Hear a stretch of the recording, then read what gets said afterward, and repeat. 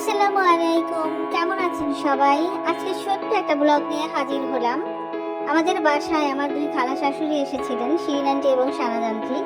তাদের জন্যই ছোট্ট কিছু আয়োজন ছিল, তো সেটাই আমি আপনাদের সাথে শেয়ার করব। তো চলুন দেখে নেওয়া যাক কি কি আমি রান্না করেছিলাম। এখানে আমি আলু কুলচা করেছিলাম, মিনি আলু কুলচা, চকলেট কেক, মালটা ছিল, অ্যাপেল কমলা, নোনতা বিস্কিট, মিষ্টি বিস্কিট, চানাচুর,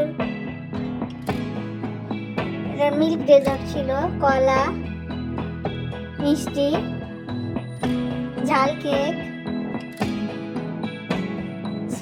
গ্রেভি মোমো, স্প্যাগেটি। আমি নিজ হাতে পিৎজা বানিয়েছিলাম, পিৎজাটা হয়ে গেছে। এই ছিল আমার বানানো, নিজ হাতে বানানো সবকিছু।